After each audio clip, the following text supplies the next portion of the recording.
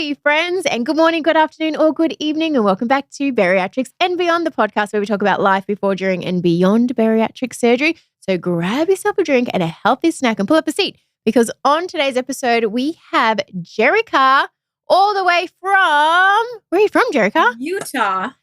Oh, that's not all the way. You're just next door. Not too far. Okay. Not too far. So can you introduce yourself and let us know some fun facts about Jerrica?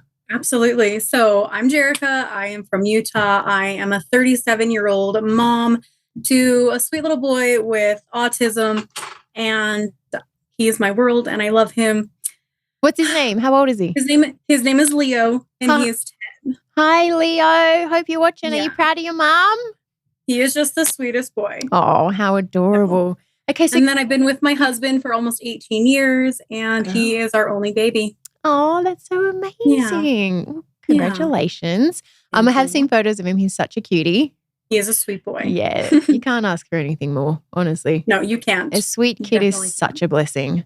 Yes. Yeah. So tell us a little bit about you and like your weight, your life when it comes to weight. Is this something you struggled your whole life? Is it something that kind of crept up after pregnancy? Because I know it's different for everybody. Right. No, it's absolutely been a problem my whole life. Mm-hmm. I definitely started packing on the weight when I was probably 9, 10. I think when puberty started, I was always a chunky, thick girl. And I just remember growing up, I mean, my mother and my father were both bigger, and I used to go on fad diets with my mom. Started at like 12. Yeah. And you know how the fad diet goes? I mean, you lose, 20, 30 pounds, and then you gain it back 40, and then plus some. Yeah. And I did that for my entire life. Right. Did you go to the Weight Watchers meetings too as a kid?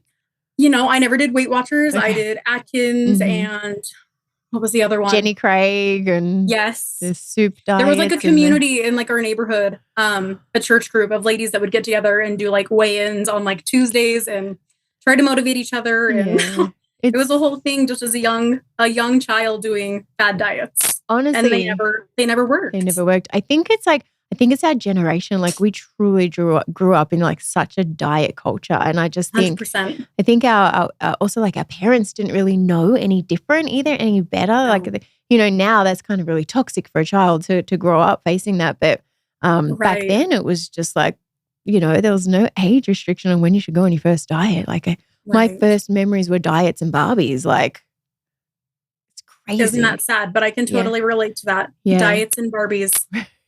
Yeah. So wait, you're a Barbie girl too? Well, we're all 100%. Barbie girls.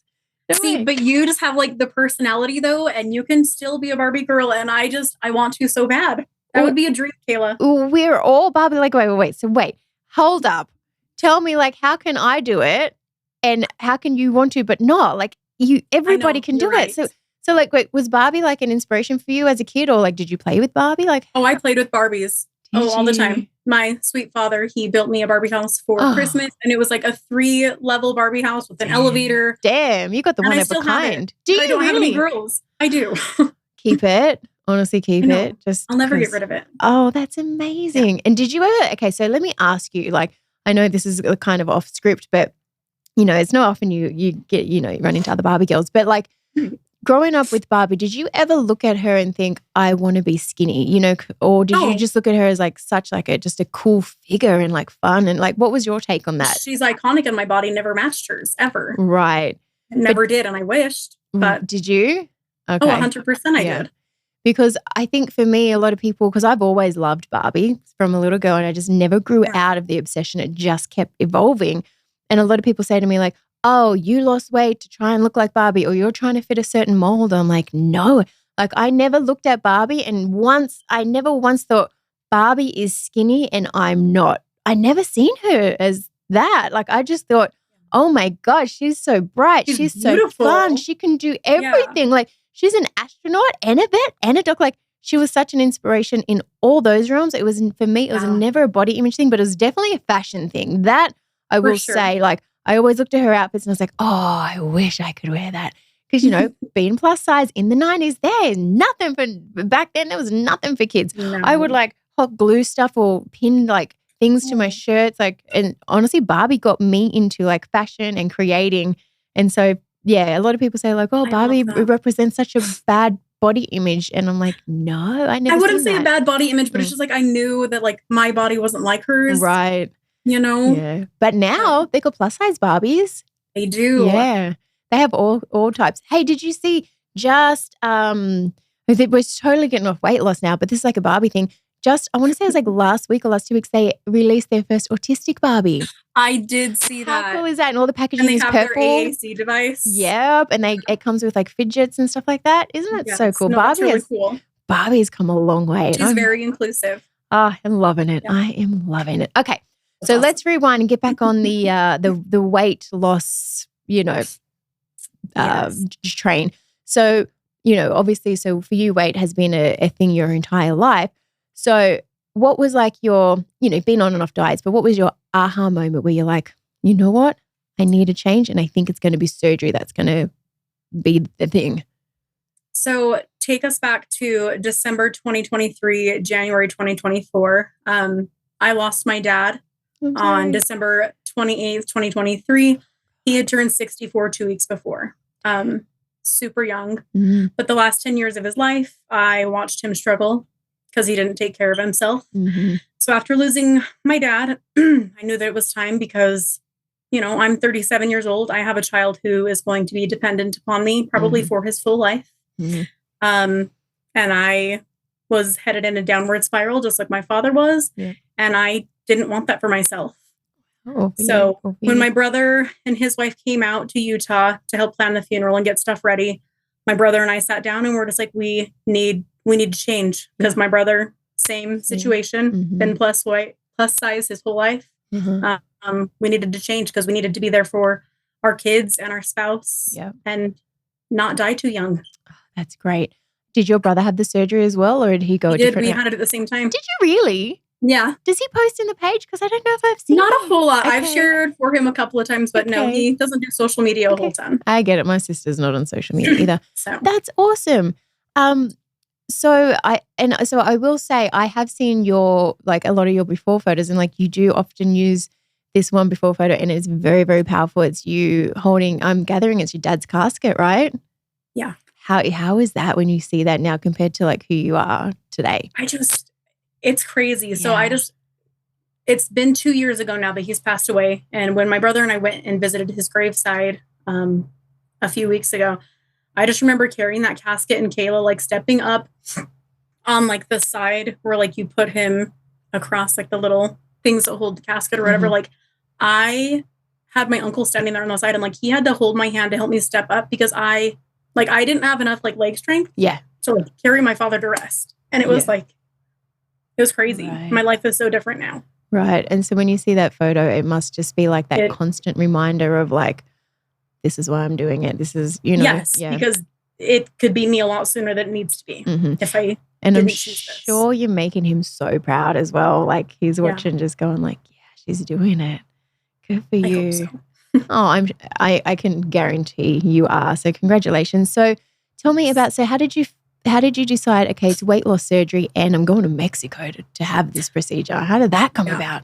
So like I said, I tried so many fad diets where it's I'd lose 30, 50, 60 pounds and it never stuck. Mm-hmm. I had a friend, we were more acquaintances, I guess, but she had lost a lot of weight and had shared about it. And so I had private messaged her and I was like, hey, where did you go? And she was like, hey, I went to this place in Tijuana, Mexico called EOC. Mm-hmm. And I was like, do they have a support group? Yada, yada. So she added me to that page and I'd been a part of it for about 2 years. Oh, wow. And so when my brother and I were talking about losing weight after our father died, I was like, hey, I'm a part of this group in Mexico and we should check it out.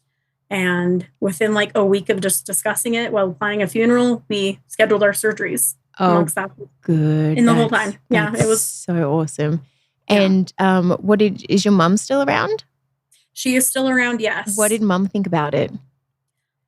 So my mom was plus size as well, and she did a nutritional program and had lost 157 pounds herself. Good. And I had tried that a couple of times, but it was hard to stick to. Yeah, 100%. So she was very excited for us. She was very supportive because she also knows what it was like to be a plus size mom. And it's hard. It's hard being overweight. Yeah, and for sure. So she was very supportive and she was happy that we were making a good choice for ourselves to better ourselves. Nice. Did she go as your companion or were you each other's companions? No. So my brother and I, we each had to have our own companion. So our spouses came with us. Oh, that's nice. Yeah. Oh, that's cool. So we kind of turned it into like a spring break vacation. Heck That's what we told people. Nice. Yeah. You're like, yeah, I'm going to Mexico. You know. Go to Mexico for spring break. And getting my stomach cut out. No, I'm back skinny. Right. How fun. So how was it in Mexico? What was your experience like? Isn't it fun? Amazing. So just the whole like way it runs is flawless. I mean, being picked up at the airport, being driven over the border, that was kind of like the scary part. And I think it is for everyone. Yeah. But I mean, there's nothing to be scared of. It was a good 20-minute drive in. And arriving at the hotel, I had never like Google mapped it or like scoped it out. I'd never seen pictures of the Grand Hotel. Oh, okay. It is beautiful. Yeah. Did you guys go in the casino at all and have a little bit of a gamble? We sure did. Did you win? Me and my hubby in there like 2 days after surgery gambling. Nice. I love that. So like I've done that a couple times and I thought, oh my gosh, I've won so big, and it's in pesos. And it was like $13. I thought I won like $1,300. And I was just like, ow.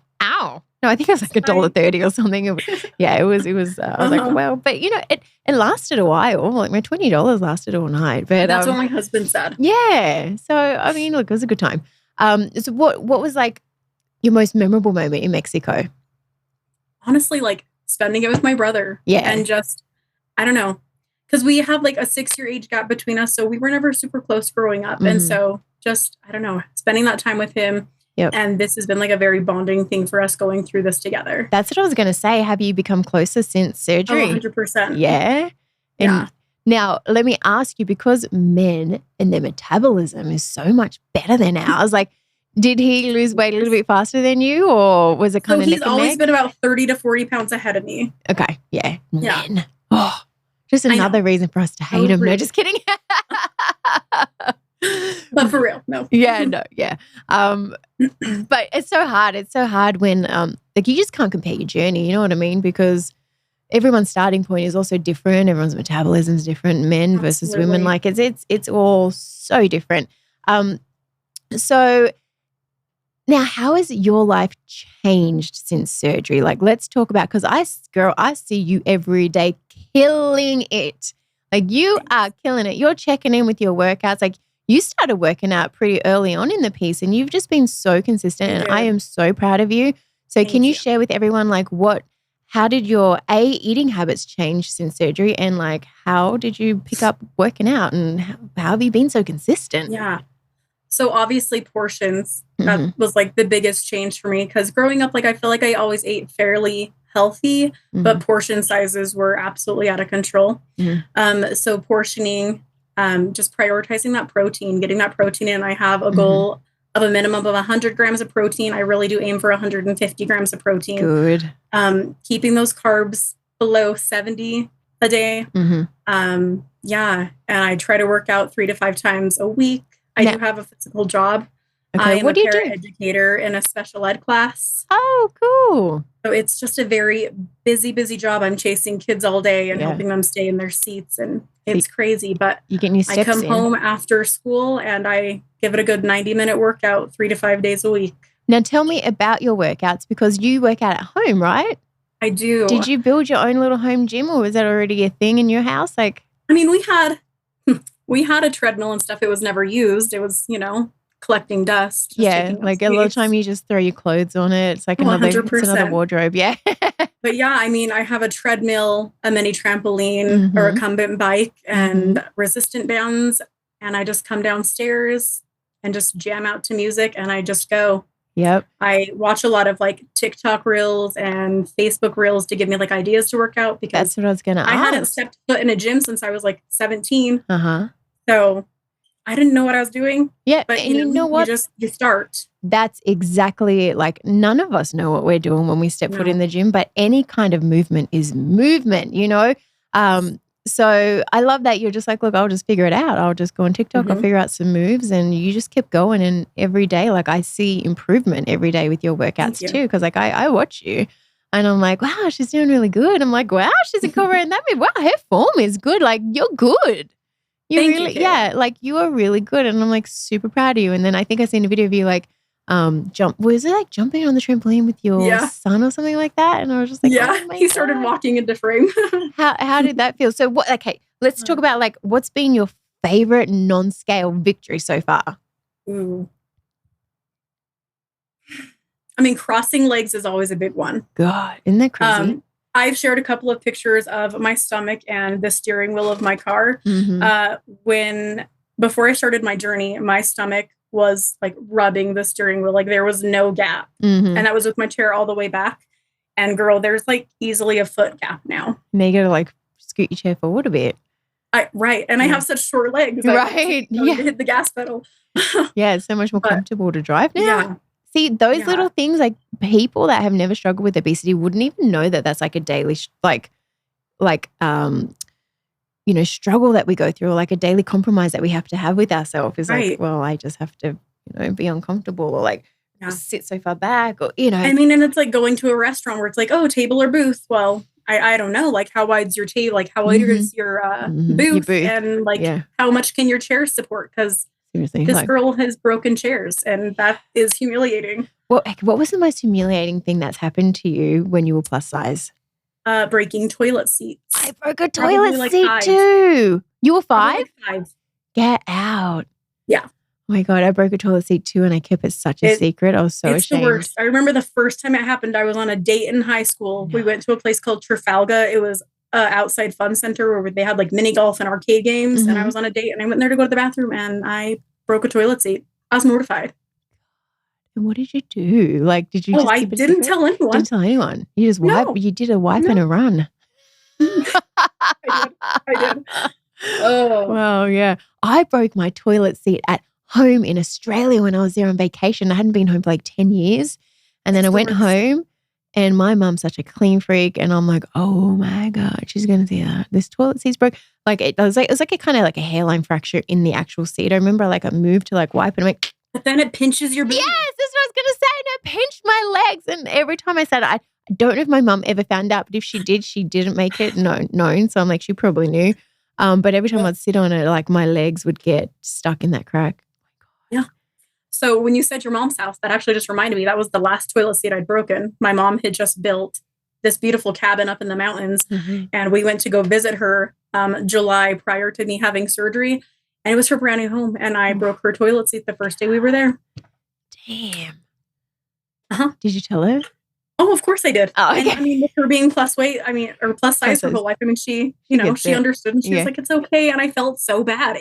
It's humiliating, Kayla. Yeah. No, I totally know. It's so embarrassing. God, that's crazy, huh?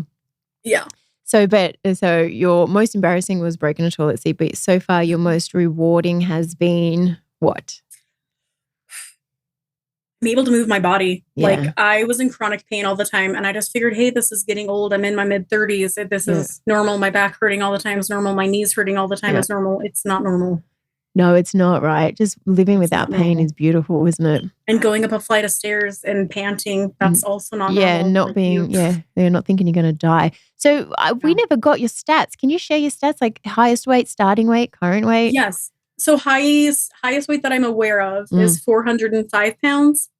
My surgery weight was 365 pounds. And my current weight, I'm fluctuating between 224 and 229. Girl, you're going to be in Wonderland before you know it. I can't freaking wait. Oh, so exciting. Yes. The goal is the 2-year anniversary. So that's March 30th. So right. Where are we? Okay. I mean, I know totally it's a pretty big goal. Yeah. It's a pretty big goal. But you know what? Like the numbers are like sometimes motivated, but at the same time, like really not important at all at this, because it's literally all about changing your lifestyle and being consistent and keeping up those good habits. So how do you stay consistent? Like on the days you don't want to do it and on the days where temptation creeps in, like what do you do? I mean, yesterday was a perfect example of that. I came home and yesterday was a really wild day at work and I was exhausted and I came home, sat down and I had a little protein snack and I was like, I got to go work out. I don't want to work out. I got to work out. I don't want to work out. That, pardon my French, that inner bitch voice was, shouting. And I was like, no, like I have to do it. You just She was PMSing yesterday. Say that again. Yes, she was PMSing that inner voice yesterday. Right, she was. And I had to tell her to shut up. Yeah, because motivation comes and goes, right? Discipline, it absolutely that's what you need to rely on, is you need to figure out the difference between motivation and discipline, right? We ain't going to be motivated every day. But those days where you literally do it when you don't want to, the days you do it when you're tired, the days when you do it when you're sad, mad, physically in pain, they're the days that actually count the most, you know, because you're building something far beyond like, you know, muscle or losing weight in those days. Like that's where you are building that discipline and that structure. Mental strength. 100%. So how has your mental changed since surgery? I have always seen, I didn't recognize it until recently, like how insecure and how out of touch I was with myself. I didn't really know who I was. It's been a beautiful journey, like rediscovering who I am and what I enjoy doing. So what have you discovered? Who are you now? What have you learned about yourself? I'm still learning, but I've been so out of touch with myself that I didn't have enough self-love for myself. I guess I didn't feel like I deserved it. Really? And so, not that like your weight holds value to your life, but I've been through a lot of other changes in my life that I'm finally like prioritizing me and my happiness. Yep. Right. What does hubby think of all the changes? He loves it and he is so proud. Is he? He's been the most supportive. Oh, that's fantastic. Because you know what, Jerrica, it can go one of two ways when you're married and you have this surgery, because a lot of people end up not married after. They end up divorced, or if they're in a relationship, they end up, you know, separated, because sometimes your spouse, they don't really like to see the change, whether it be because it could be a physical attraction thing. Maybe they're more attracted to us physically bigger. Who knows? But I think what happens is not only on this journey does our body change, but our mind changes. You know what I mean? You start to really, like you said, like you've given yourself like more value and more, you know, respect. You hold more power. You hold more power. And I think what happens with, I want to say women, I'm sure it happens with men too, but I can only speak from like a woman's point of view. You almost find that power that was silenced before. So you kind of do speak up a little bit more and you kind of realize you are worthy. And it was never about your weight, but for some reason, you just have this sort of empowerment. Yeah. And then I think men, I'm speaking just from a woman's point of view, like don't, especially if they weren't on board in the first place, like they get a little bit insecure about that, you know, and it can definitely jeopardize relationships.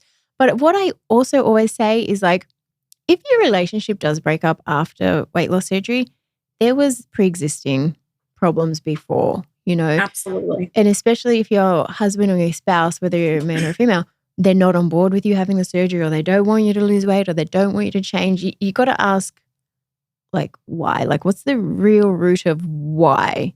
You know, so I think it's so important that you have such a supportive cheerleader husband. Like, yeah, he's been great. Really? He's been great. Oh, that's so awesome. Yeah, I'm lucky. So what's on the goal? You said you've got your next goal is to be in Wonderland by your 2-year anniversary. Yes. What other goals do you have? Plastics, baby. Okay. Plastics is like the biggest goal that I have right now, because you know, after losing that amount of weight, there's a lot of loose skin going on. So the goal is to get my BMI to 31 and to get down to EOC. Get that consult. Have you picked a surgeon, or have you got your eye on one?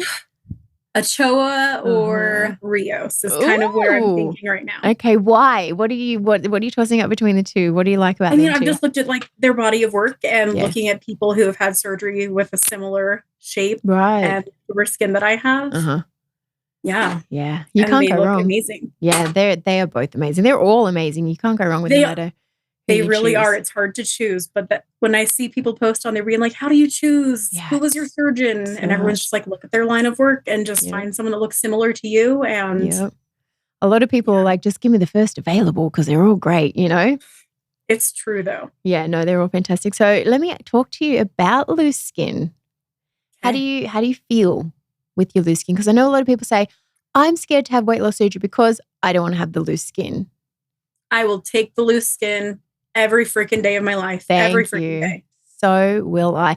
And I always said, if I don't get it removed, like, yes, I want it removed, but if I don't, I don't. Like, I'm still so much more happier with loose skin than I was. The only thing that I hate is the rashes, but that's currently under control. Yeah. Okay. What do you do for that? I went to the doctor and he has prescribed an antibiotic ointment. Oh, okay.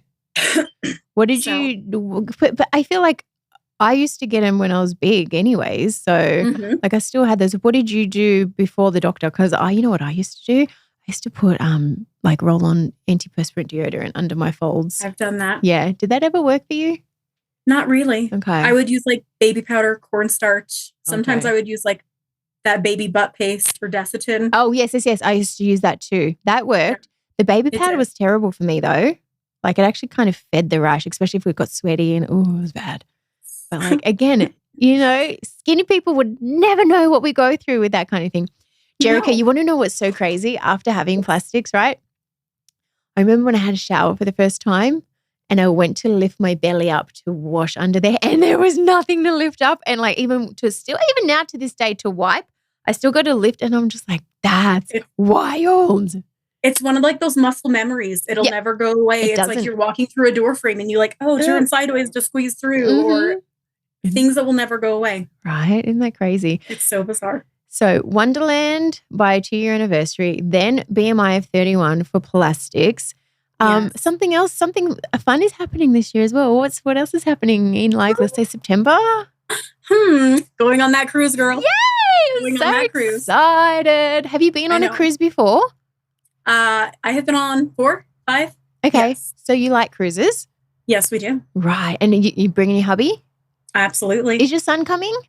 No, he's going to go stay with grandma. Okay. Well, that's good. It's nice grandma time.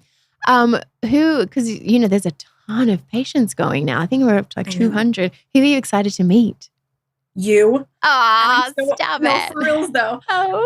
Because when we were down there having surgery, I remember you had posted a video you were filming from out of your hotel room and you were, what's that restaurant across the street that has the killer broth? Oh, they changed the name. It used to be called Fonda Argentina, but now it's like Morena or Moreo or something like that. Well, that place. So anyways, you were filming and I was like, hold up, that's me and my brother crossing the street. In your video. God. Okay. We didn't get to meet you. I was so sad. Boo. Sometimes, you know, when I'm in Mexico, it's just like, because I do weight loss and plastics. So between all the surgeons and the patients, like I'm like documenting this one, documenting that. And so it's like really tricky to kind of meet everyone, but it's a good time. Oh, I wish I had met you while I was there. I know. Who else? Super excited to meet Matt Dunning. He has been so supportive. I'm excited to meet Chris Roberts. There's so many amazing people, and I'm excited. Who from the Facebook group is like inspires and motivates you daily? Do you think? Gosh, there's so many, and I'm so bad. I don't remember names. Yeah, I'm the worst with names too. You could tell me your name and I'll forget it immediately. But there's a lot. But I have screenshots of people on my phone who have similar starting weights. Really? That I keep tags on. That's awesome. How tall are you, by the way? I am 5'5". Okay, so your BMI was probably 62, 68. 68. Shoot, so you had to do the pre-op diet for 6 weeks? I was 5 weeks, but I did 5.5. Okay, so tell me about the pre-op diet. How was that for you? It wasn't as hard as I thought it was going to be. The hardest part was cutting out cheese because I love cheese. I love cheese as well. But it really wasn't hard. I mean, I went through and I kind of made like my menu plan and I always made sure I had the chopped up veggies and the soup. I like pre-made it and had it in my fridge or in my freezer. So it was ready to go. Okay. And that's like always been like my objective is like, I don't know, making it easy. Just keeping it simple. Don't overthink it. I think that's a big key to my success is just not overthinking. I love that. So if you were to give anybody advice that's looking to have weight loss surgery, don't overthink it, but what else would you tell them? I've heard a lot of people thinking that it's selfish to take care of themselves and to spend that amount of money on themselves, but 100% it is not selfish. It is not. You are giving yourself such a quality of life that nothing else will. You're giving your family more time with you. Exactly. It's an investment. You can't buy. Like this is part of yourself. This is the closest you can get to buying time. Yeah. You know? 100%. Yeah. Like, so it's such an investment. You can't put a price on time. So no, you cannot. Yeah. And then advice for people traveling out of the country? Because some people have just never even been on an airplane. Yeah. What would you think? What would you say? It's worth it. It's not scary. Like, okay. I don't know, you think like third world country that you're going to go to like this little podunk hospital, and it is not. Mm-hmm. It's beautiful. Yeah. It was very clean. Everyone there was very kind. Yep. And there's no reason to be scared. Wasn't your first time out of the country, right? Because you said you've been on I'd cruises been to Mexico before. a couple of other times. Okay, so you're already familiar. But yeah, like some people have never been on a plane. So being plus size on a plane, do you have any tips for that? Because that ain't fun. I was scared. Yeah. That I wouldn't fit in a seat because I hadn't flown on a plane for probably, I don't know, 5 years before I came out to EOC. Mm-hmm. And I was like Google searching, like, oh, what's the width of a seat? Is my butt going to fit? Do I need to order 2 seats? Yeah. What'd you do? I ordered one and got real snuggly with my husband. Okay. It helps when you're traveling with somebody because you can definitely overflow into their seats. Those armrests go up. But if you're traveling alone, good luck. You need an extra seat a lot of the time. I remember same thing with me. After I come to America, I actually didn't fly for a long time after that. And then not by myself anyways. And then I had my first solo flight and I had no one I gained. I was already big, but I gained even more weight. And I've always been very bottom heavy, big hips, big legs, big booty. And then I freaking went on a solo flight and I was like, same thing. I'm Googling what airline has the biggest seat and then, seatbelt extenders because I'm too mortified to ask one. So I purchased my own. And then I was just like, there was just no way to slice it. I needed 2 seats. I bought 2 seats. And honestly, Jerrica, luckily I did because it was a sold out flight. And I remember like getting on the window and just getting as close as I could to the window, even though I knew I had bought the middle seat as well. I just kept the whole time. I was like, try to be as small as possible. I took the very, very last row because I didn't want anybody to see me behind me or anything. And then I just remember like the whole entire flight, just like looking down at that seat. And I kid you not, there was about that much room left in that second seat. And I was like, I take up 2 seats on an airplane. And that was my breaking point too. I remember I landed in LA and I was meeting my sister because I had to go get my passport renewed at the Australian Embassy in LA. And then I met my sister and my sister's skinny, never had to deal with obesity in her life. And so I was already kind of like in my feels and I was already kind of depressed and sad. And then she's such an energizer bunny. She's like, let's go here, let's do that. And I remember it was in the middle of the summer. It was hot. I had a skirt on, but I had leggings underneath because like my legs were sweating and, you get the chub rub and all that. And I just remember her like trying to drag me here, drag me there. Let's go party. Let's go do this. And I just broke down and cried. She's like, what's wrong with you? And I'm like, I can't take it anymore. I'm so overweight and everything hurts. And I had 2 seats on the airplane, Nicole, and I took both of them up. And she was just like, what do you want to do? Like, I need weight loss surgery. And she's just like, just say the word. Like, I got you. We'll do this. And she's like, do your research. And then that's how I found EOC because I was like, God, that's amazing. I'm like, I need this, but I don't have 25 grand, I'm like, how am I don't have insurance. Right. And then I thought, God, how am I going to do this? I thought, I'll get a personal loan if I have to, And then, lo and behold, everything worked out for the best. But I literally Googled and that's how I found EOC. And I was like, 5 grand, like under 5 grand, ain't no way. Like everyone here is 25 to 35,000. Yeah. And I was like, what? 5 grand? Like, how is this possible? And my sister was skeptical because she's like, there's no way. She's like, do your research. And yeah, it was like the best thing I ever did. But that was my breaking point, was needing 2 seats on an airplane. And I was like, God, I just knew that there was so much more to life. Like I wanted to live. I wanted to do so much. And I knew that if I kept going down this road, I was really, really limiting myself. And I got to the point even like I live in Vegas, so there's lots of like shows and fun things to do. My friends would all be like, oh, do you want to come to this show? Do you want to come to that show? And I would Google the seating chart first. I'm like, oh, I ain't going to fit in that seat. And I'll just pretend. You shouldn't have to worry about. And I would always pretend. I'd be like, oh, I've already seen that show. Jerrica, I just want to say something. So my best friend is actually sitting in this recording because she's saying she's in tears right now. Oh. My bestie is crying. Do you remember that? She's bawling. She's got a tissue. She also cried in your intro too when you were telling a story about your dad. So are you PMSing? She's PMSing. She's nodding. Okay, girl. But like, yeah, it's, thing. And Selena probably never knew that about me. Like I would pretend I didn't want to go movies. I can go movies with you guys because I can fit in the seats. Yeah. So all those things, like we hide and we put on a brave face for everybody, but it kills you inside. You have to. Yeah, you have to. You have to because you can't show that, can't show your weakness. You got to just keep being that positive role model for people, even though like you're dying inside and physically on the outside, but they don't know. But girl, I am so proud of you. Thanks, Kayla. I am so, so proud of you. So what's your total weight loss? Because I'm not good at math. No, you're good. So my lowest point at the 224 is 181 pounds. Jeez, 181. Yes. That's incredible. Oh, I'm so proud of you. So, okay, going back, let's brighten up the moment before we leave. What are you looking forward to the most on the cruise? And we're doing theme nights as well. I know, and I'm so excited. And it's going to be fuchsia and black, which, yes, please. Maybe I'll just wear this. Add some feathers. I know, do it. Well, wait, you're doing feathers. To meet, sorry, what was that? It's fuchsia and feathers, so we've got to add some feathers into it. Yeah, so don't forget your feathers. Got to get myself a boa. Mm-hmm.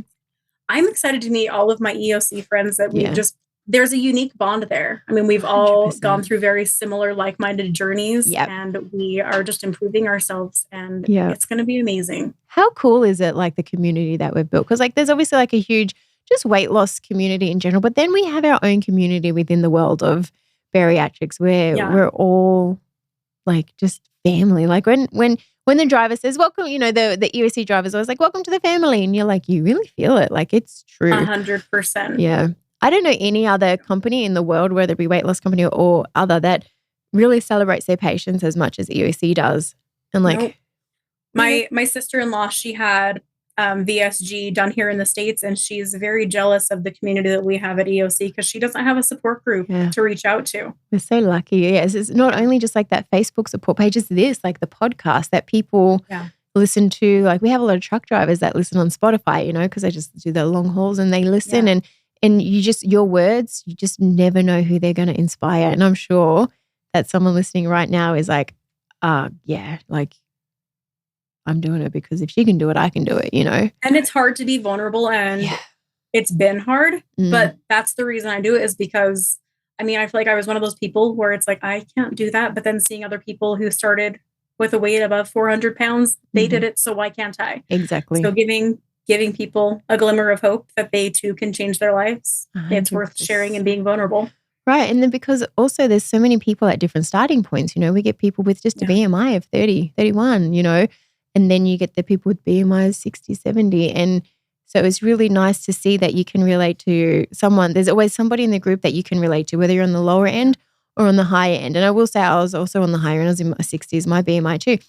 And it is something really, really special when you see the higher BMI people just absolutely killing it, Like, it really is. Oh gosh, like I just clap extra hard because I'm like, yes, you go girl. So I've always definitely been a fan of yours. I've seen you from the jump. I've watched your journey and I'm super, super proud of you. So congratulations. And thank you for being on the podcast, Jerrica. I really appreciate it. Thank you for inviting me. Of course. You were like, I need Jerrica. And people wanted to see you too. I asked and you got tagged. People were like, we want to see Jerrica. So you're definitely not only changing your life, you're changing people around you too and inspiring others. So congratulations. And I'm so excited to meet you in September. Yes. So excited. It's going to be an amazing time. All right. Now go shopping for some feathers, girl.